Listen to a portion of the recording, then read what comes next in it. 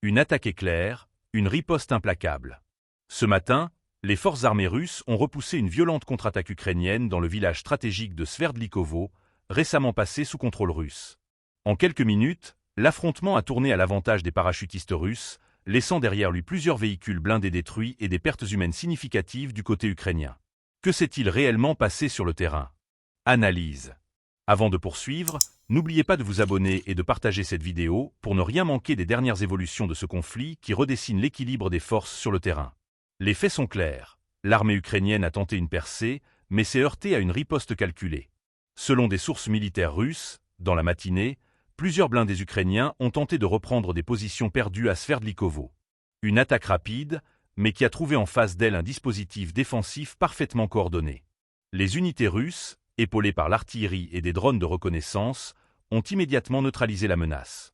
Bilan: 3 véhicules de combat ukrainiens réduits en cendres et jusqu'à 15 soldats mis hors de combat. Mais la contre-offensive russe ne s'est pas arrêtée là.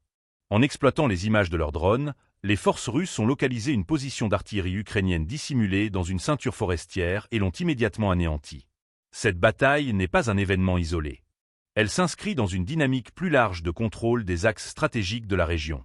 L'objectif principal de Moscou dans ce secteur semble clair: sécuriser totalement l'axe routier reliant Soudja à Rilsk. Un point névralgique qui renforce l'emprise russe sur cette partie du front et complique considérablement les mouvements des forces ukrainiennes.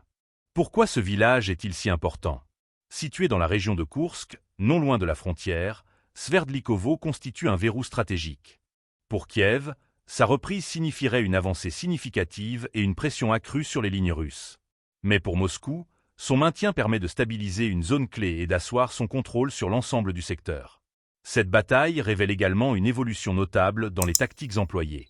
L'utilisation massive des drones pour repérer et frapper rapidement les positions ennemies démontre une modernisation du combat sur ce front.